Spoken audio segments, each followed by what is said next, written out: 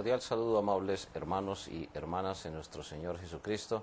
Seamos todos bienvenidos una vez más a una lección adicional de nuestra materia Doctrina Bíblica Bautista en un año. La lección que nos ocupa es la número 25 y tiene como tema la Iglesia del Señor Jesucristo, lo que creen los bautistas o lo que cree una Iglesia del Señor Jesucristo acerca de la misma Iglesia. Acompáñenos por favor en unos momentos de oración antes de iniciar esta lección y hagámoslo de la mejor manera para ir al trono de la gracia. Padre nuestro que estás en los cielos, es un gran privilegio, como siempre lo afirmamos, estar en tu trono de gracia por intermedio de Jesús, nuestro amado Salvador. Él fue el único que entregó su vida por nosotros. Él fue el único que dejó su iglesia para ser columna y para ser baluarte de la verdad. Señor amado, otra vez, Señor, estamos en tu presencia y nos encomendamos rogando por las necesidades de nuestros hermanos, de nuestras hermanas que nos acompañan en estas lecciones. Permite que otras personas también se puedan añadir. Rogamos tu bendición. En tu nombre hemos orado. Amén. Lección número 25 acerca de una iglesia del Señor Jesucristo. La primera parte tiene que ver con la disertación del maestro y recomienda el estudio allá en la página número 81 que debemos explicar el asunto que tenemos para estudio. Siempre existe una gran inquietud, especialmente al iniciar el siglo XXI en el planeta Tierra, sobre los asuntos religiosos.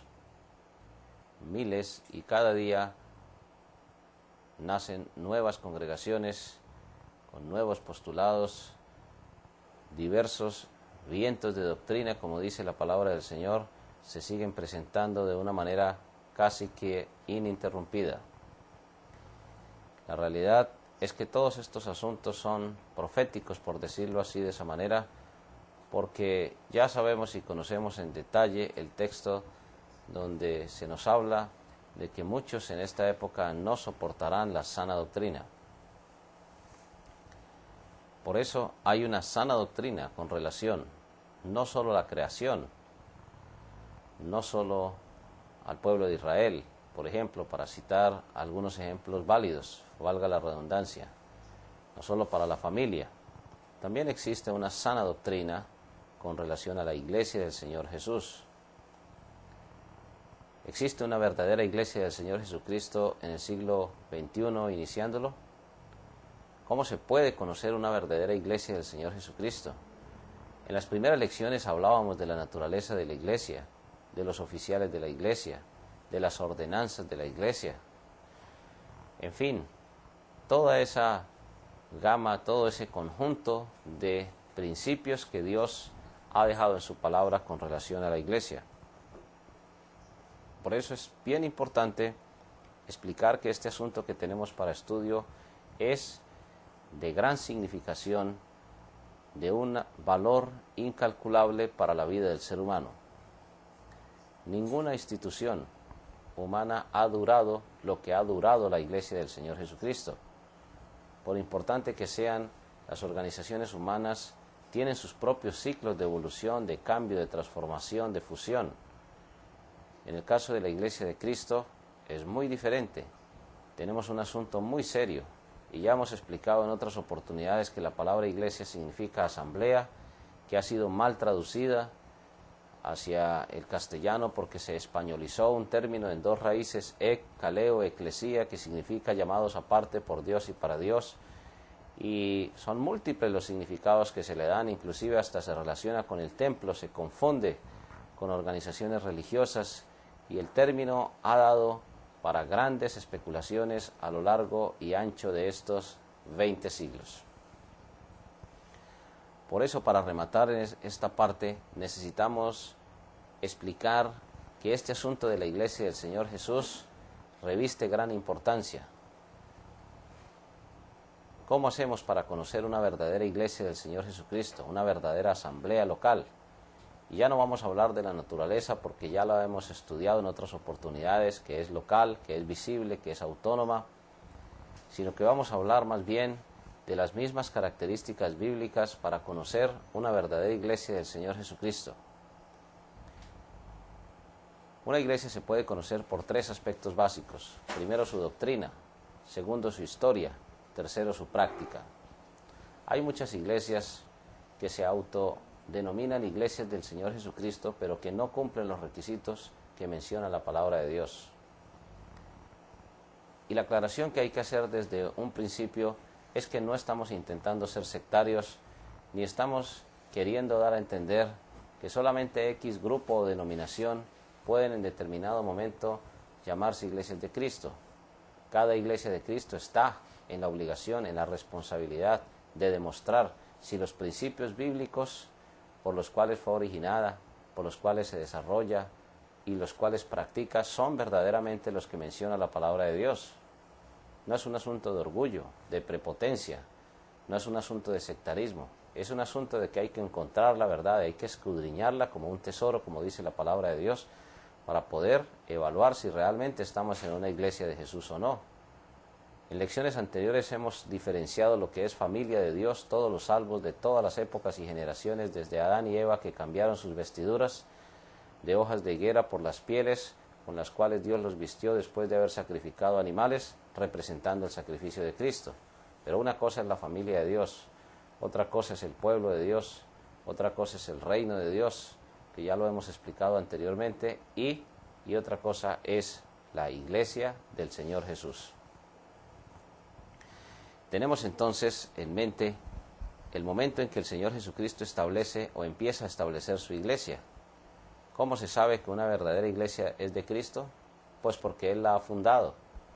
Él empezó su iglesia en las orillas del mar de Galilea y queremos invitarle a que usted nos acompañe en Marcos capítulo número 1, en el verso número 17. Y les dijo Jesús: venid en pos de mí y haré que seáis pescadores de hombres. Aquí estaba llamando a los dos primeros miembros, Pedro y Andrés. Luego llamaría a Jacobo y a Juan, y luego completaría su número de 12 personas. ¿Por qué sabemos que fue una iglesia la que Jesús estableció? Por la expresión venid en pos de mí y haré que seáis pescadores de hombres. Jesús los estaba llamando a que lo siguieran a Él como la cabeza y ellos como iglesia, ellos como el cuerpo, en la comparación que usa el apóstol Pablo allá en la carta de él a la primera carta a la iglesia en Corinto. Algunos dicen, ¿pero por qué los llamaba? Los llamó aparte porque ellos ya se habían arrepentido y ellos ya habían creído en Jesús como Salvador. Inclusive ya se habían bautizado. Cuando se elige, o cuando se intenta mejor, cuando se pretende elegir el sucesor de Judas, la iglesia todavía no había sido bautizada en el Espíritu Santo. Y tienen una reunión, una sesión administrativa o de negocios para elegir a una persona que reemplazara a Judas, tanto en el oficio de tesorero como en el llamamiento del apostolado. Lo uno fue válido, el llamamiento al oficio de tesorero. Lo otro realmente no lo fue.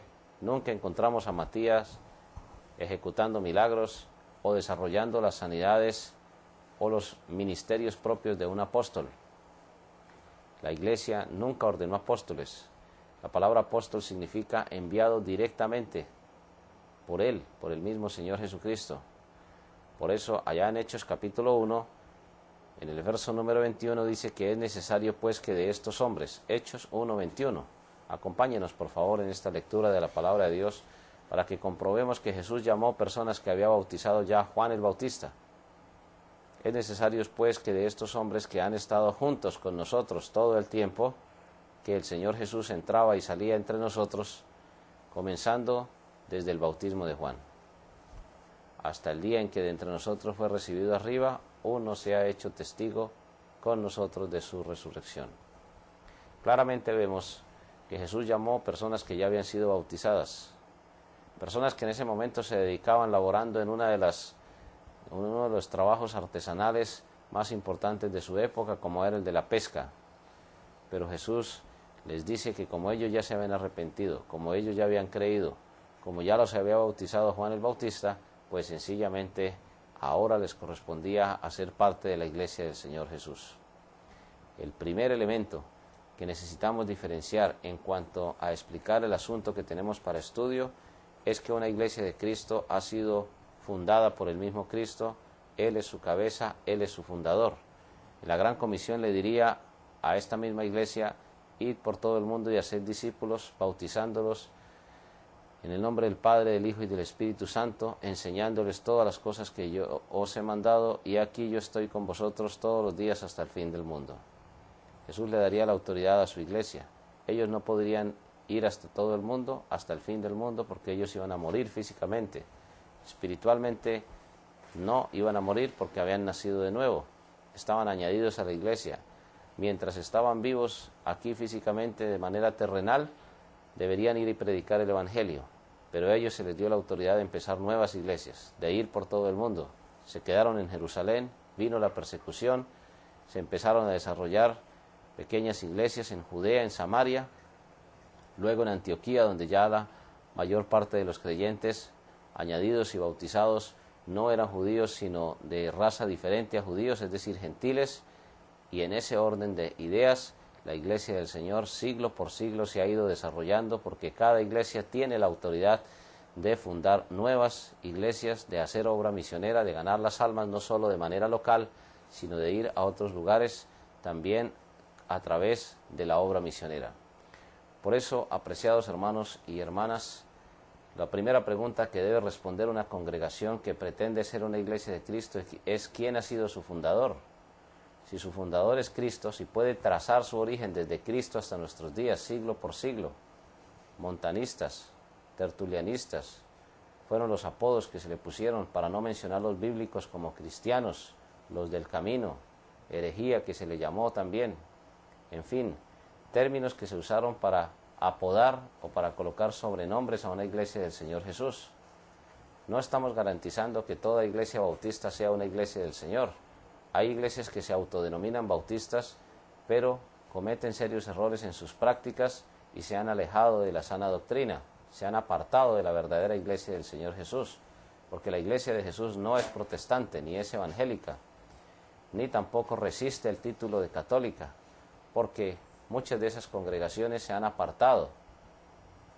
A partir del siglo I, II, III, congregaciones se apartaron de la verdadera iglesia del Señor Jesús y han cambiado sus doctrinas, su sistema de gobierno, han cambiado su administración, han cambiado las ordenanzas, algunas de ellas han cambiado el método de salvación, otras le han añadido escritos, tratando de colocar esos escritos humanos en igualdad de condiciones que la palabra de Dios. Y así haríamos una larguísima enumeración.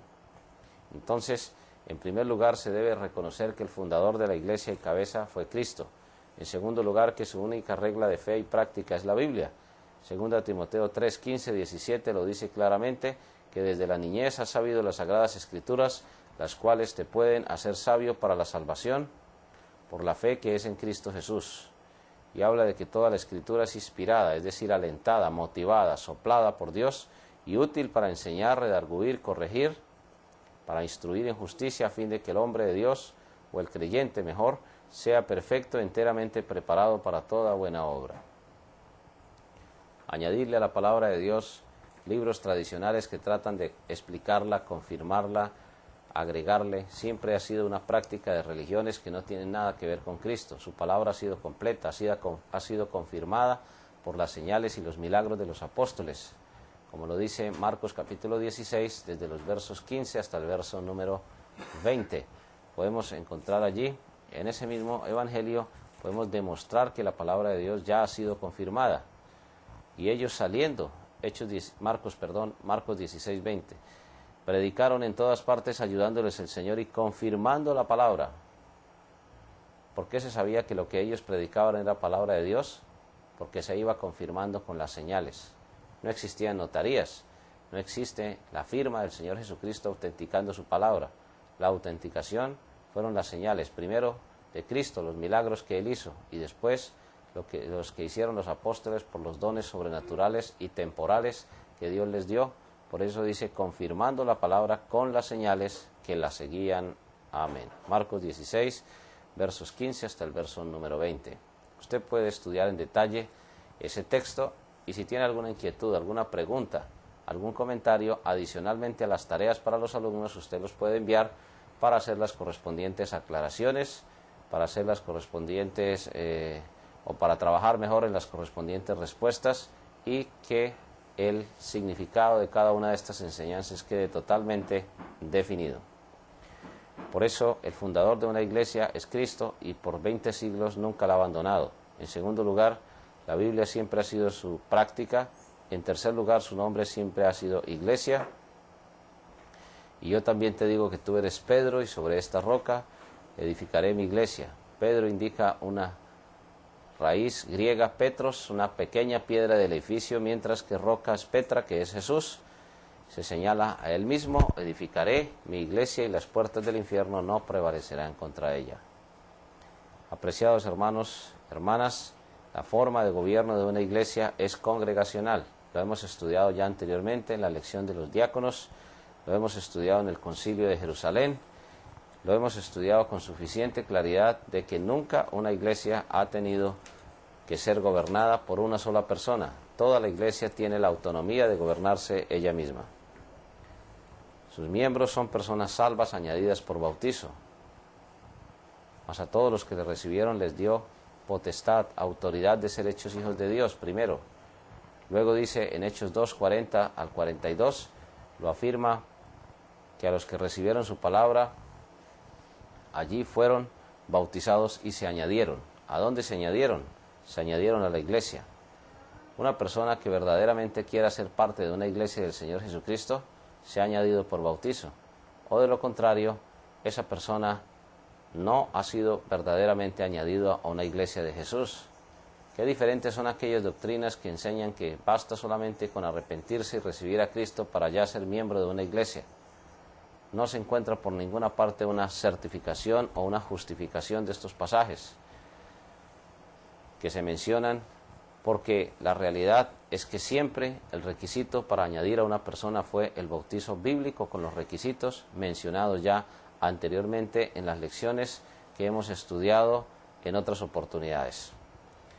Por eso, los líderes de una iglesia del Señor son solamente los pastores, que es el equivalente a anciano, a obispo, y la raíz griega es presbúteros, que indica la persona que está al servicio de Dios y de la iglesia, porque no existen sino los pastores y los diáconos como verdaderos líderes del Señor, y no se puede cambiar ese tipo de doctrina. Hay muchas congregaciones, muchas organizaciones, por decirlo de esa manera, que se autodenominan iglesias, pero que no tienen estos principios que nosotros estamos mencionando. La obra de una iglesia del Señor siempre es la gran comisión.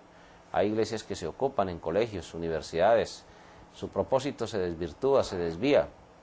Y no es que en determinado momento una iglesia no pueda tener en algún lugar un colegio, pero no es la principal función de una iglesia, o un ancianato, o un lugar o una entidad donde se pueda en determinado momento hacer algún tipo de obra social.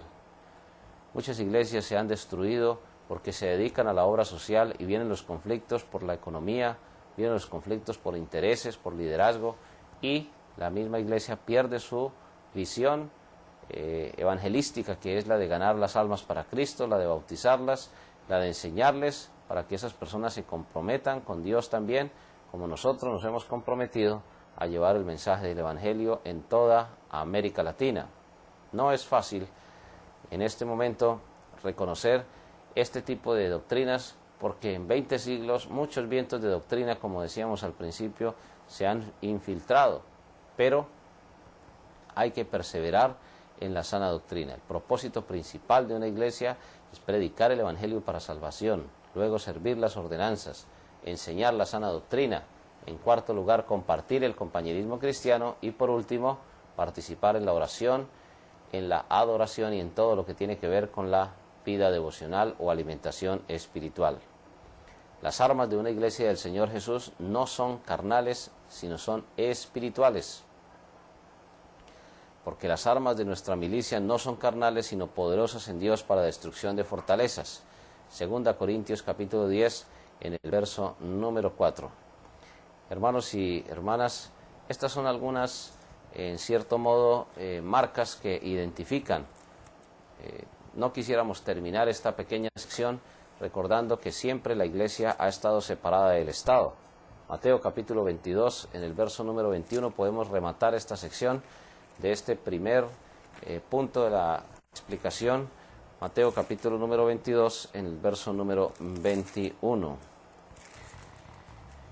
Dice la palabra del Señor, podemos leer desde el verso número 18, pero Jesús, conociendo la malicia de ellos, les dijo, ¿por qué me tentáis? Y usa una expresión bastante fuerte, porque Jesús con los religiosos de su época fue muy fuerte, con los judíos, saduceos, fariseos. No fue tan fuerte con las prostitutas, con los ladrones.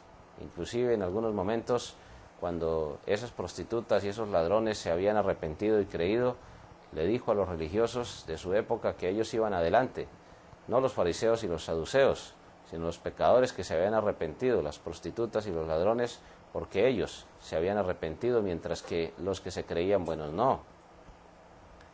Luego en el verso 19 dice, mostradme la moneda del tributo, y ellos le presentaron un denario. Denario era el equivalente a un salario mínimo diario.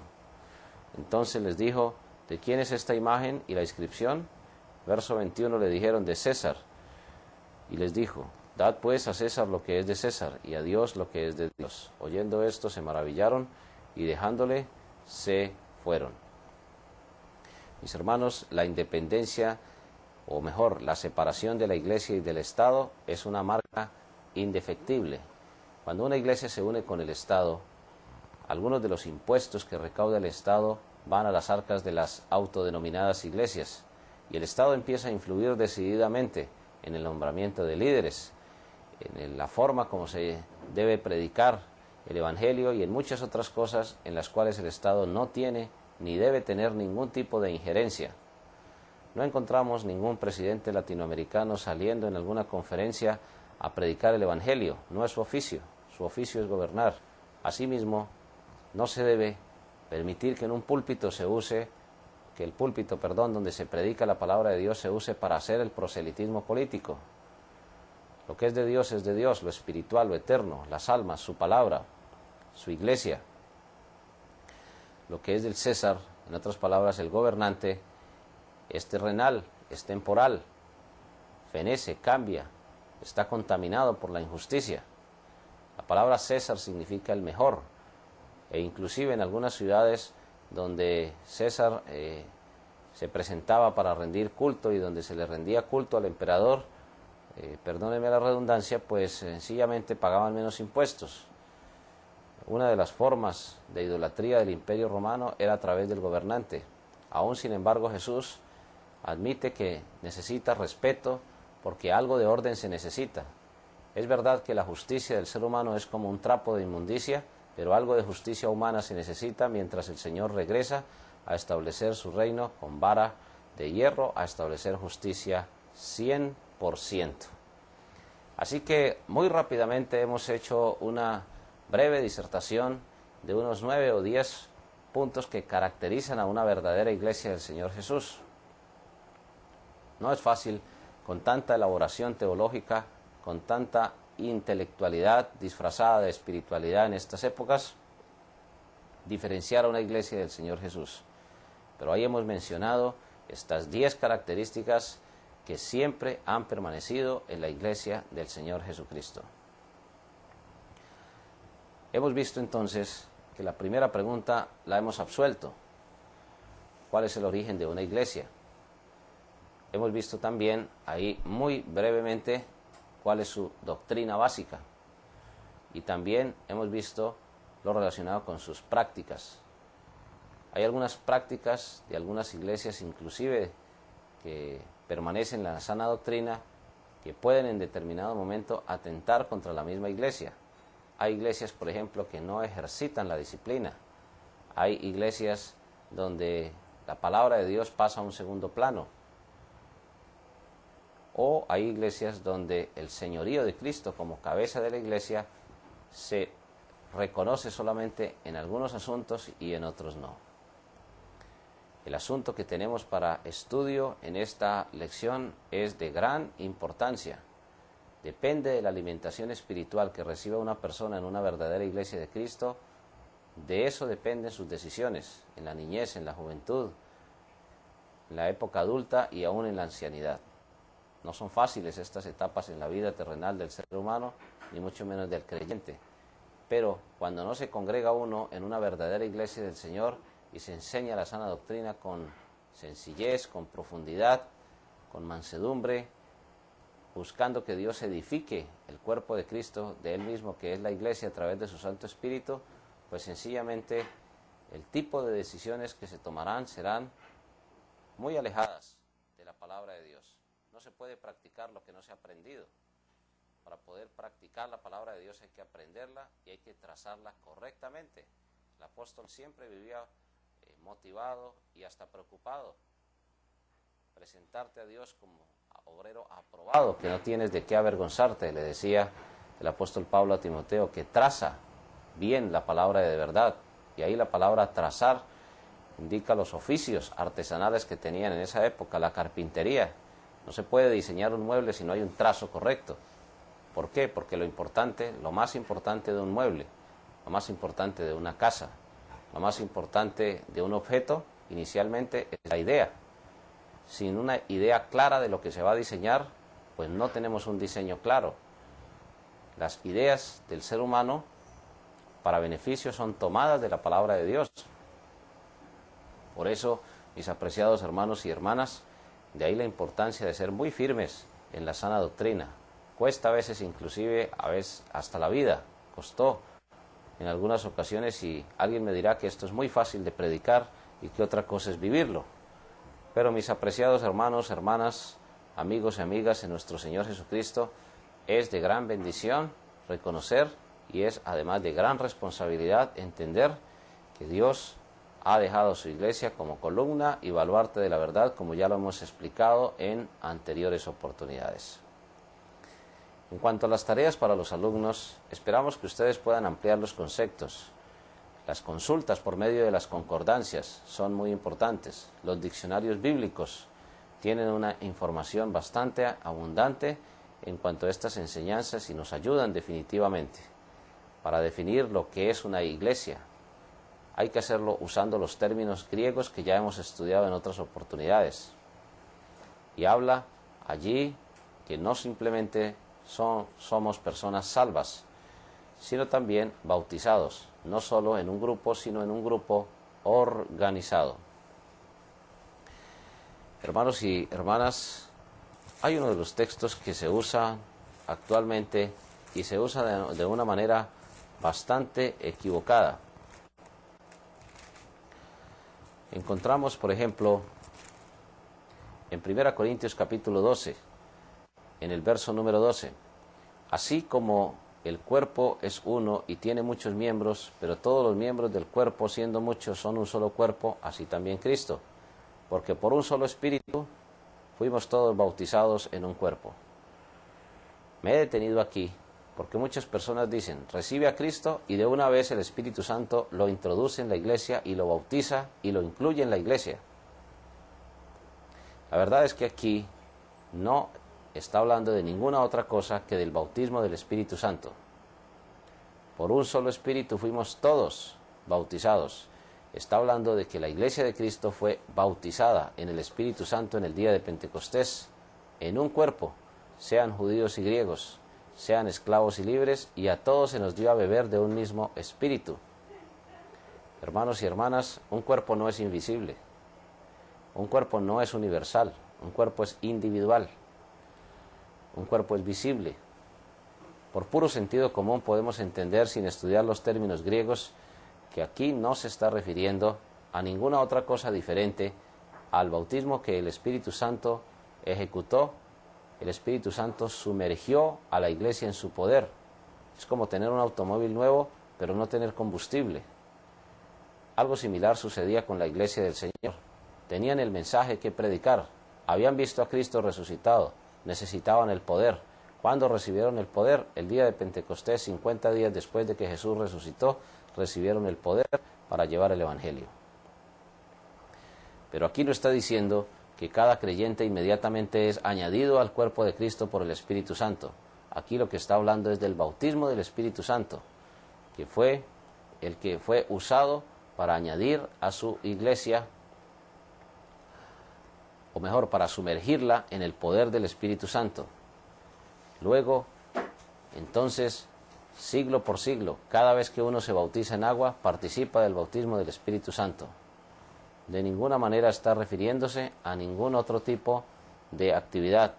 No está diciendo que una persona salva sin bautizarse sea añadida por el mismo Espíritu Santo a la iglesia. Está diciendo es que el Espíritu Santo, como miembros de la iglesia, fuimos todos bautizados en su cuerpo, sumergidos en su cuerpo, sean judíos y griegos, sean esclavos o libres, y a todos se nos dio a beber de un mismo espíritu. Por eso no es simplemente los salvos, hay que bautizarse en agua para añadirse a una iglesia del Señor Jesús. El Nuevo Testamento sigue los lineamientos de las ordenanzas de Cristo. La iglesia debe ser gobernada por las leyes de Cristo. La ley de Cristo principal es la ley del amor, no por las opiniones de los seres humanos. ¿Dónde se encuentran las leyes para la iglesia del Señor? En su palabra. No existe ningún otro lugar donde se encuentren los principios. La iglesia no es nuestra. Nosotros no estamos llamados a cambiar ni la doctrina, ni los requisitos para el bautismo, ni los requisitos para la cena. Es el Señor el que invita, por ejemplo, a su cena. Es el Señor el que invita al bautismo. Es la iglesia el cuerpo de Cristo. Él es la cabeza, Él es el que la dirige, Él es el que la orienta por intermedio del Espíritu Santo.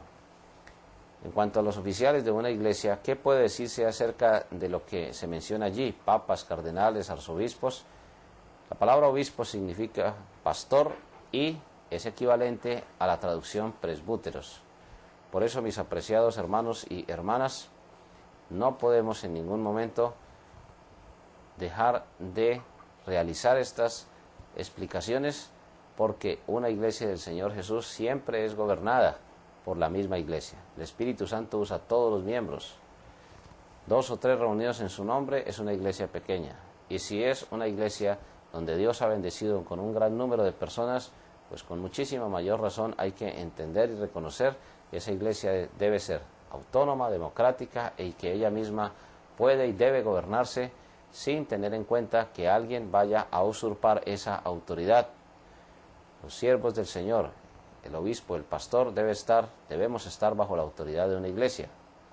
Hay pastores que abusan de las iglesias, hay iglesias que abusan de los pastores o de los miembros, pero cuando Cristo está bajo el control de una iglesia del Señor Jesús, o mejor, cuando una iglesia permite el control del Espíritu Santo, pues actuará en justicia, gobernará en justicia, administrará en justicia, que es uno de los atributos que solo Dios puede transmitir al ser humano. Hay atributos que Dios no transmite al ser humano: omnipresencia, omnisciencia. Otros sí, como en el caso de la justicia, para poder gobernar a una iglesia del Señor. Lo demás son jerarquías. La palabra papa significa padre, y nosotros sabemos que Jesús condenó seriamente, inclusive, autodenominarse de esa manera, porque tenemos solamente un Padre que nos da no solamente la vida física, sino también satisface nuestras necesidades emocionales y espirituales a través de las bendiciones que nos provee.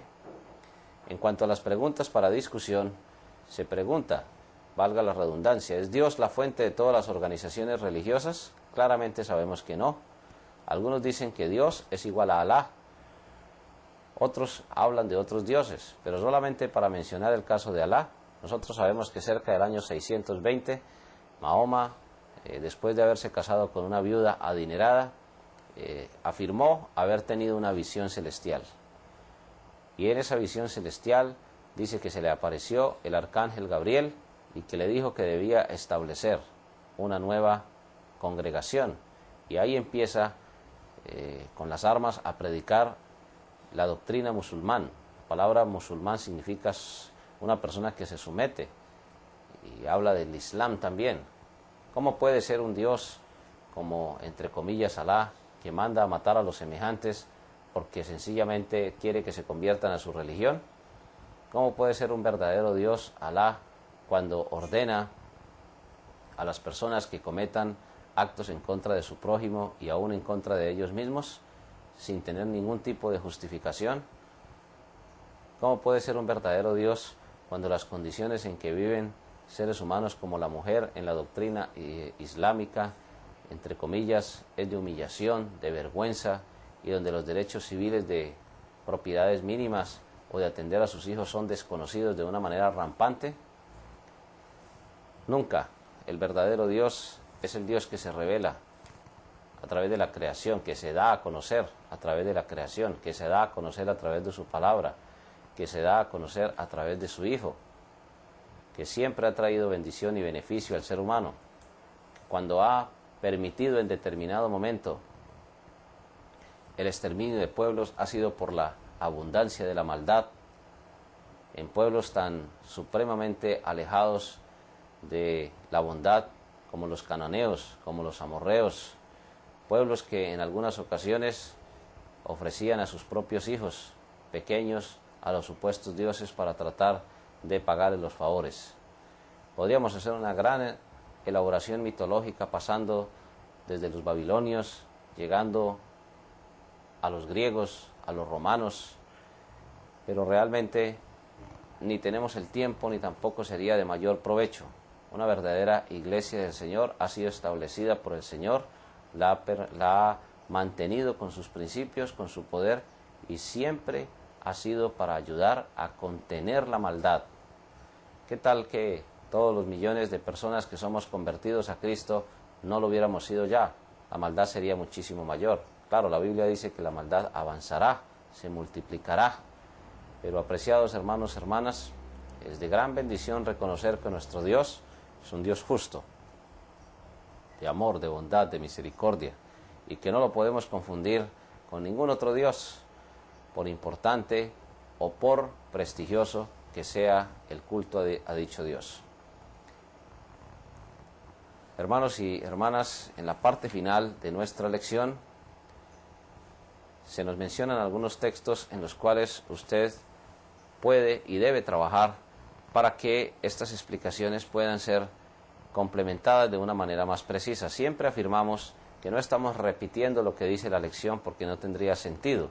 Simplemente lo que estamos haciendo es ampliar la explicación, profundizar un poco en la explicación de cada una de estas lecciones. Pero sí hay algunos puntos que debemos recordar al final. ¿Qué diferencia hay en unirse a cualquier iglesia, verdadera o falsa? El estilo de vida es la gran diferencia. Cuando nos añadimos a una verdadera iglesia del Señor, nuestras vidas son edificadas con el poder de su Santo Espíritu, y aunque haya pruebas, dolor, angustia, a veces hasta enfermedad, ahí estará el Señor para consolarnos y confortarnos con su verdad.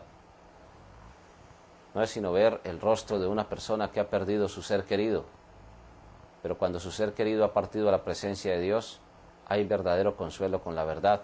Podemos darle abrazos, podemos decirle expresiones muy elaboradas con nuestras palabras, pero lo único que consolará a una persona que ha perdido terrenalmente su ser querido es que algún día se encontrará o nos encontraremos con ellos en la gloria eterna. Esa es la verdad, y la verdad sí consuela, la verdad sí beneficia, la verdad sí es de bendición para el ser humano. El engaño no, el engaño trae incertidumbre, el engaño, el error traen desdicha y traen desolación, desconsuelo a la vida del ser humano. Por eso, en el punto número 4, se nos habla de cómo puede determinarse que una iglesia es escrituraria. Los puntos que hemos mencionado anteriormente con relación al origen, a su doctrina, su práctica, responden a este interrogante. ¿Necesita una persona afiliarse a una iglesia para ser salva? Nosotros sabemos que primero hay que ser salvo, para después añadirse por bautizo. ¿Hay algún mandato en la Escritura acerca de la salvación, el bautismo, la membresía en la iglesia? Claro que sí lo hay. Arrepentimiento y fe en Cristo para salvación, como ya lo hemos estudiado. Bautismo con los 4 requisitos bíblicos. Un candidato correcto, un modo correcto, un propósito correcto. El modo correcto es inmersión en el nombre del Padre, del Hijo y del Espíritu Santo. El propósito es de obediencia, porque el agua no nos levanta de entre los muertos. Un bautismo no salva a nadie. Es la sangre de Cristo la que puede levantarnos de entre los muertos a través del arrepentimiento y de la fe en Él, y la autoridad de una iglesia. Que venga desde Cristo hasta nuestros días son los requisitos esenciales para llegar a un bautismo correcto y hacerse miembro de una iglesia.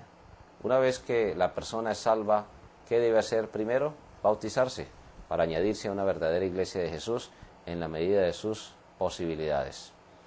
Hermanos y hermanas, démosle gracias a Dios por nuestras iglesias locales, démosle gracias al Señor porque Dios nos ha permitido estar en una verdadera iglesia de Él, y es por su poder que Él nos mantiene y nos lleva adelante, como Él lo dice por medio del apóstol Pablo a la iglesia en Corinto.